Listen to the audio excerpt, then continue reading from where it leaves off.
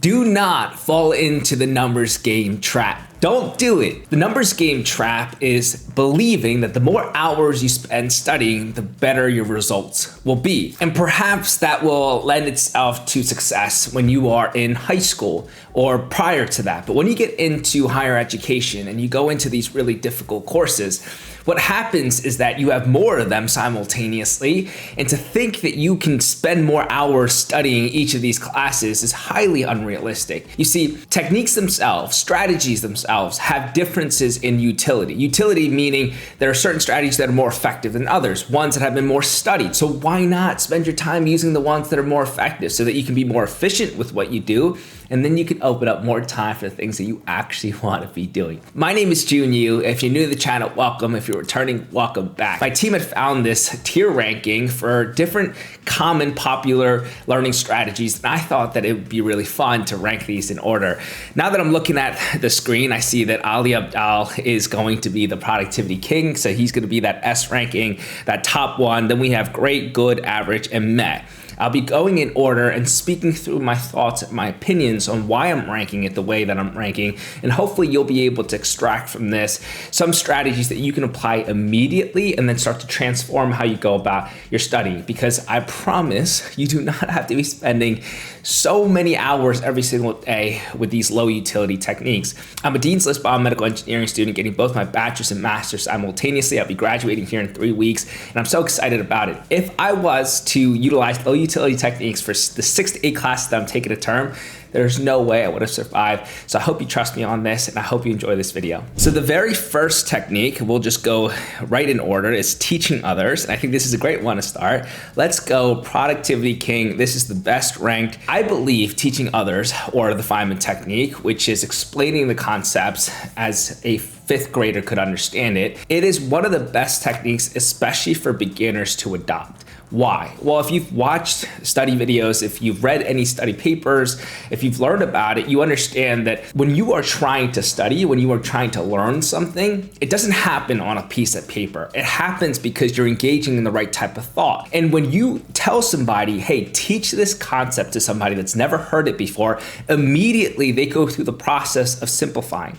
They go through the process of reorganizing the information so it makes sense to somebody new. It makes you think of analogies and examples that you can supplement that explanation with. This type of reorganizing the material, this type of contextualizing it, this type of application thought, all of those are really high order thoughts that are going to help you in terms of comprehension and retention. So I would rank the Feynman technique to be really one of the best techniques that you can apply. It immediately encourages active recall. And when you can take the type of engaged thought and then apply it to some of these other techniques, you'll be really, really well off. The second one is the Pomodoro technique, and I'm laughing because, again, I would highly recommend this. The Pomodoro technique traditionally is the 25 minutes of work with 5 minutes of break, and then after you complete a series of Pomodoros, then you take a long break. Now, although I don't use the 25 minutes anymore, I use a little bit longer than that with 45 minutes or 55 minutes, or perhaps sometimes even an hour. I really do believe in the idea of chunking your sessions down. I really do believe in shorter, more intense intervals, and I really do believe providing yourself the breaks is absolutely necessary for your ability to stay focused, to have the energy, and then to be able to actually get the results that you want out of your study sessions. The Pomodoro technique is really, really great for people that procrastinate a lot. I talk about this all the time, but when you procrastinate, it's not because the task is overwhelming in itself, it's because there's an underlying emotion behind that task that you're actively running away from. And the best thing that you can do is to simplify it as much as possible. And when you set yourself a bar of just 25 minutes of work, perhaps you even do 20 minutes, that's okay. Or even 15 minutes if you're really struggling with procrastination. Thinking about that is a lot easier than telling yourself you're going to study for 3 or 4 hours that day. But what happens is 2 powerful things. 1, you build confidence because now you actually did the thing that you promised you would do. And 2, it builds positive momentum. So your subsequent sessions are a lot easier to complete. So your first 25-minute session might have had some friction towards it, but your second, your third, your fourth, you'll get in a groove, you'll get in a flow state. And I believe that the Pomodoro technique, or some version of it, it doesn't have to be 25 minutes for you, is a really effective tool to adopt. The third one is going to be studying with music, and I'm going to put that at good. I do this.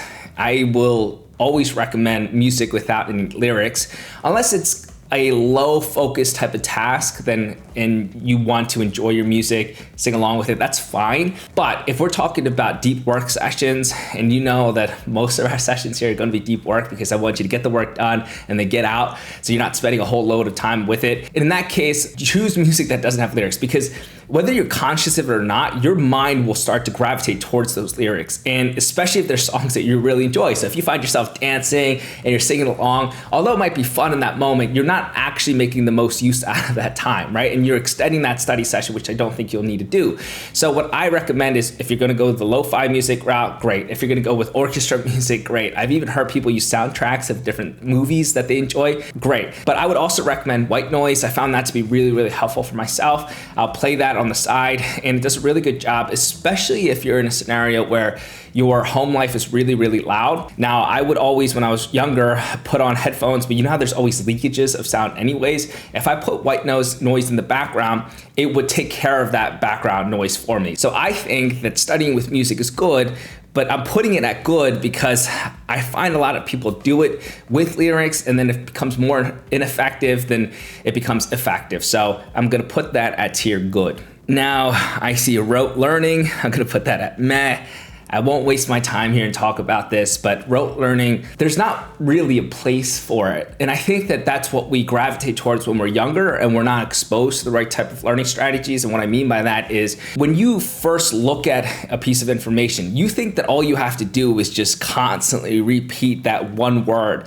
And you think that doing this will provide you the retention, the comprehension necessary to succeed. And when you are in middle school or high school, a lot of your exams are going to be pretty easy, in the sense where they're going to be regurgitation questions. They're not going to require as much application, contextualization, synthesization of new knowledge. And with that, you can get away with having very surface level information. But when you get into higher education, you're going to really require you to apply that knowledge in new contexts. And that becomes really difficult when you're just rote learning. And also, rote learning is going to take a lot more time, right? So having the opportunity to create a learning system, and we talk about this all the time, where you are setting yourself up for success. So what you do before class, during class, immediately after class, and for your revision, there is no rote learning that happens at all throughout that process. What you're providing yourself is the context necessary, is the relevance necessary, is the constant application, the challenging questions, to then, when you get to your revision, have such a good foundation of knowledge that it's true knowledge, like depth of knowledge, versus just knowing the surface level and like a terminology definition, right? We want to go further than that. So I'm going to rank that as meh. The next one on the list is rewatching lectures, and I'm gonna put that at tier average. In most scenarios, I wouldn't recommend this, right? Because you are doubling the amount of work that you should be doing, because you had watched the lecture first, perhaps you went to class, now you're watching a recording of it. The way that you get away from this, the way that you prevent this altogether, is through your priming sessions. The reason why we lose a lot of information, and the reason why we are not able to actually pay attention in class, is because that information in class has no meaning to us. It doesn't serve any function. And that's why I tell you all the time to do the priming, because when you set yourself up with a big picture understanding of the topic before going into your classes, what do? Then all the details in class have meaning, right? They serve a function in that big picture, so they're gonna have relevance, they're gonna engage you more, they're going to interest you more. It's gonna spark that little brain, little shooting stars in your head where you're like, yeah, that makes sense to me. That's something that I read before, right? That's what we want. We want that light bulb moment to happen. A lot of us don't do the priming sessions. We go into our class, we have no idea what the teacher's saying. We have no idea what parts of this are important or not. Then we come out of it like, yeah, I don't remember anything in that class. And then 2 weeks later, we rewatched lectures because we realized, yeah, we are lost. So you want to use the priming sessions to avoid this completely, but rewatching lectures sometimes can be beneficial in the sense where if you're watching on perhaps 1.5 or 2x speed, it's not going to take up as much of your time. And maybe you are watching it for specific things that the professor had said that you might have missed out on because you were engaging in other types of thought that were more active and more high utility at that moment, like more relevant to you. Now you want to go back and remember exactly what the teacher had said for a specific context. That's okay, but let's try to stay away from it as much as possible. I thought it was better than rote learning, so I'm putting this above it in the tier average. Let's look at the next one on the list, which is spaced repetition. I'm going to put this at the top tier again. Spaced repetition is the best way that you're going to combat the forgetting curve. And we've talked about this a lot on this channel. It's so important that you're getting multiple touches on the material. And practically what this will look like is you have shorter intervals when the material is still unfamiliar to you, when it's still new to you, and you have a not necessarily deep understanding of it, then you're going to perhaps study it on the first day and then the third day and the fifth day. But then as the information gets a little bit more relevant to you, you have a better baseline knowledge of it, it becomes more familiar, then you can space out the intervals wider and you're not spending as much time in each subsequent session. That will really set yourself up well when it comes down for your revision, where you're not going to be starting from scratch. You actually retained a lot of the information, and it's simple, right? Just put a revision timetable for yourself, a prospective one, in the sense where before the term started, you know the topics that are going to be taught because you have all the syllabi. Set it up for yourself. You can make changes throughout the term, but this way you know that you're getting multiple touches ahead of your exams. You know that the retention is going to be a lot higher. You know that you're not going to have to cram from scratch. So I think that's a really, really good one to utilize, and I think that that's got to be at the top tier. The next one on the list is active recall, and that's definitely at the top of the list. I won't harp on this for too long because we talk about it literally in every single study video that we bring up. Active recall is one of those learning strategies that have been so highly studied. It focuses on the retrieval process instead of the encoding one, or not just solely relying on the encoding one, and it's really, really great for your retention. So it's the idea of, can you consistently test yourself across your revision timetable for the material that you're being covered with in class? And when you do that, you do such a good job of identifying gaps of knowledge. One, that's one benefit. Two, you do a really good job of consolidating the information that you do know as well. So active recall, test yourself constantly. And I actually talk about this pretty differently than I think most. I think active recall is a principle, right? And I think about active recall as that overlying principle, and underneath it, there are certain application points. So when I talk about the Feynman technique, when we have the teaching others as one that we briefed on in the beginning, I think that's an application of it. When I think about the blurting method, that's an application of it. When I think about the practice test, that's an application of it. So use active recall. It is such high utility in comparison to low utility techniques like rereading, rewriting, or anything of that sort. So you should know that by now. I feel like we talk about that enough. But I can be more than happy to create an active recall video, perhaps talking about some of the evidence towards it, and then outlining the applications that I just spoke about in more depth if that's of interest to you. ANKI, this is one that's going to probably be a little bit controversial. Where do I put this? I'm going to put this at, I'll put it at good. If you're unfamiliar with this, this is a digital flashcard. So it's similar to Quizlet and other types of apps like that. Now I'm putting this at good because people literally love it. This is like their bread and butter, especially for a lot of med students, right? Because a lot of people have such good things to say about it. And I've used Quizlet myself. I've used these types of flashcards, applications myself, and I think there's a place for them. Absolutely there is. But you have to be very careful when you're using cued recall, right? And what is cued recall? It's when you have a cue and you have a target.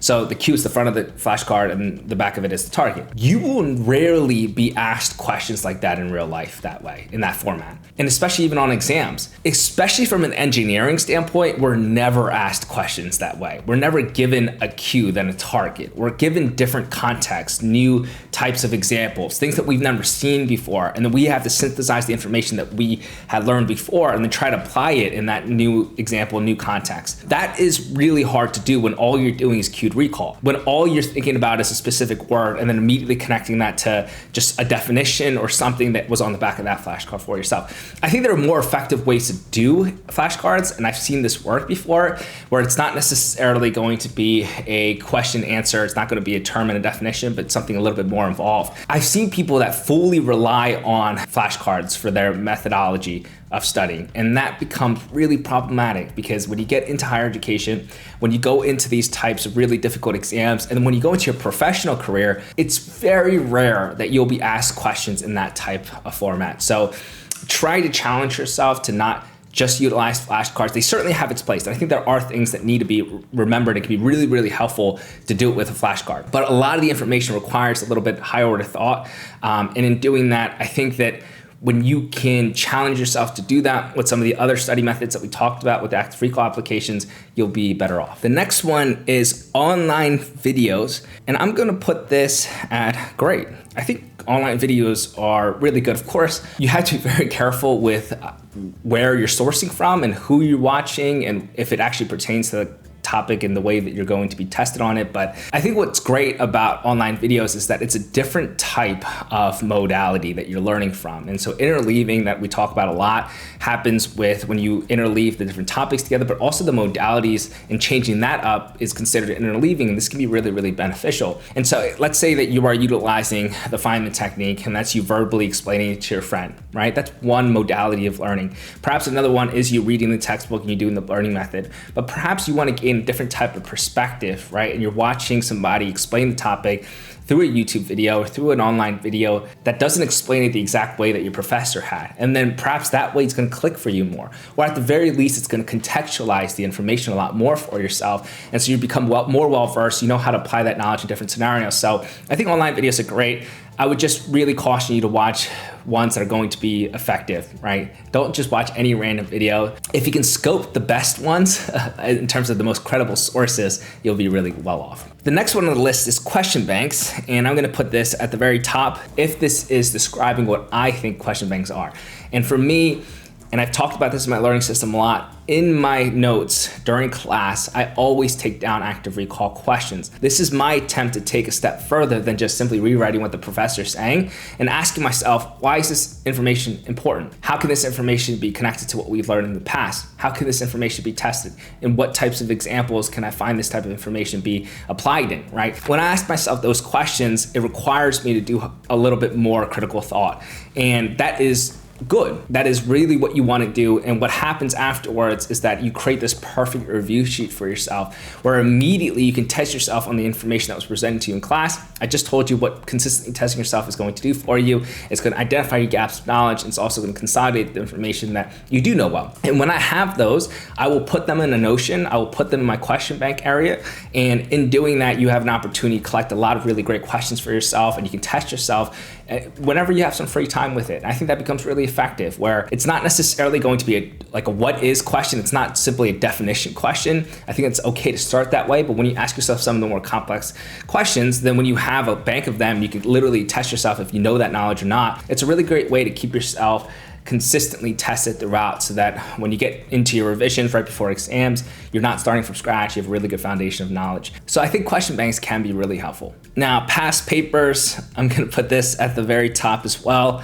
I'm realizing that this is a pretty darn good list for me to be putting so many at the very top. I thought there would be a lot more low utility ones that I can talk about not doing so much, but when we're talking about past papers, they're such a great way to identify content emphasis, right? It allows you to scope your learning a lot. Obviously, your previous year's exam isn't going to be the same that you're going to experience, and it's really important that you know that and you're aware of that, and you're not literally just studying that exam. But it's going to give you some clues. It's going to give you some clues on what type of information is going to be readily tested, or at least in previous years, and is that going to carry over? Does that align with how this term was taught to me?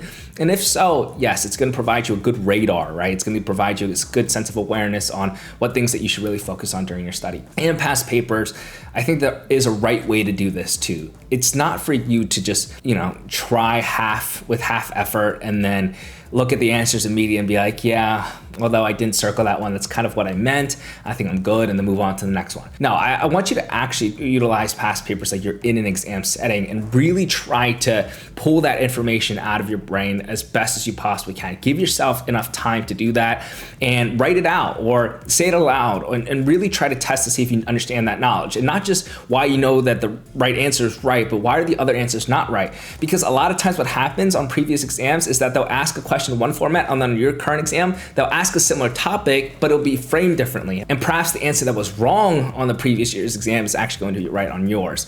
So I think utilizing that methodology, and then also if you have multiple past papers and perhaps a few of them you want to utilize more time with and go throughout a more comprehensive review, that's great. And then perhaps on one of them, you actually simulate the exam conditions. If you know that you're going to have 45 minutes to complete the exam, then spend 45 minutes doing it. And it's going to give you a heightened sense of confidence going into exam day. You know that you're capable of answering the questions, and you know you're capable of doing that within the time constraint. The next one on the list is mind maps, and I'm putting this at great. Now, for those that have the learning system, you know that I call them diagrams, and you know that I'm a huge fan of them. So why am I putting them at great instead of the top. And it has to do with actually why I call them diagrams in the first place. My 8th grade social studies teacher is actually the one that introduced me to a lot of these learning strategies. And when he went over mind maps, he showed them a very particular way. And it's the exact way that you would find if you searched up on Google right now, mind maps. And it's how everyone in the class had learned it too. And it wasn't as effective. Like I didn't get any type of benefit from it. So I strayed away from it a lot. This wasn't very different from the linear note taking. So what my 8th grade social studies teacher would tell me all the time is like, you have to engage in the type of thought necessary. And that was really great advice.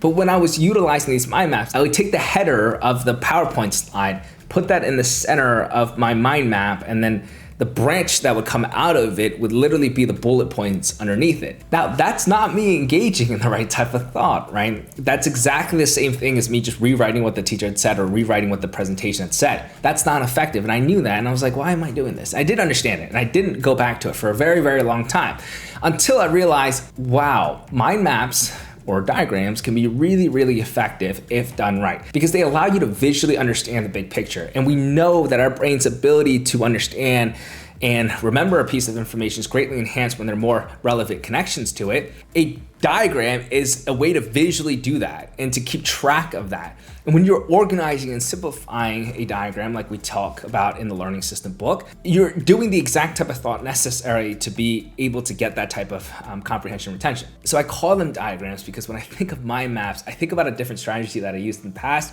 And when I talk about it, I've done it in lives in the past years ago, I would say, I think mind maps are great. And then immediately the feedback is, oh, I actually feel like mind maps are a waste of time. I feel like I didn't get much out of it. And understandable, because they're using it the way that they're normally taught it and they're normally shown it on Google. And I really don't think that that's the proper way to go about it. So I think if done right, it should be at the top. But if it's the way that it's currently at, I'm gonna just leave it at great. The next one is making notes. I'm gonna quickly wrap this up here because I'm reading it now. It says making notes and reading notes. I'm gonna put them both at good on this one. And then for reading notes, I'm gonna put it at average. This depends on how you're doing it, right? The way that we describe it in the learning system is that the way that you should be taking notes is one, leveraging the hypercorrection effect by identifying key concepts that were covered within the pre-test or in your previous diagram that you created, and you being more aware of that in your in-class notes. That's great. And then I talk about how you can create another diagram in class and you can visually identify all the things that we were just talking about before in the previous tip with the mind maps. I also could tell you to create those active recall questions in class. If you're doing that, I would put that at the top list. I think that's great. But what I see a lot of people do is not take notes like this, and then that becomes very low utility. They just write everything down. They never even revert back to their notes. And then when I think about reading your notes, if your note-taking system is bad, when you go back to read it, you get no utility out of it, right? There's no use out of it. And what happens is that you just waste time rewriting what the teacher had said, going back and reading what the teacher had said, when you can easily just go to the presentation slide or go to the textbook to read everything that the professor's talking about, right? That's not the point. Notes should be to facilitate the type of learning that you need to have so that you can do well in your exams. That doesn't happen by rewriting everything down. If you have a proper note system, I would put both reading notes and making notes a lot higher up, but because I see a lot of people don't take notes this way, I'm gonna put it at good and average, and that should wrap up the video. There are learning strategies out there, and a lot of people are going to tell you to do X, Y, and Z things, but it's up to you to do the research to understand that, you know what, there are certain techniques that are not so high utility, and I should just stay away from that, and then I should lean more towards ones that have been researched a lot, and if I can go ahead and spend more time trying to adopt the high utility ones, I'll be better off. Because what happens is that these high utility strategies take time for you to learn, then adopt and apply. And a lot of people, what they do is after 2 weeks of trying them, you'll say, oh, I'm not getting the type of results that I want from it, and they'll give up. When in reality, it's like, no, it's worked for a good amount of people, right? Like, it's worked for millions and millions of students.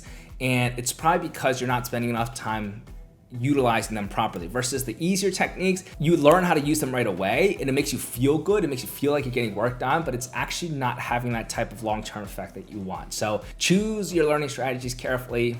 I hope you enjoyed this video. If you have any questions at all, leave your comments below. Give this video a thumbs up and of course subscribe. So until next time, I hope you take care and I love you guys and I'll see you all at the top.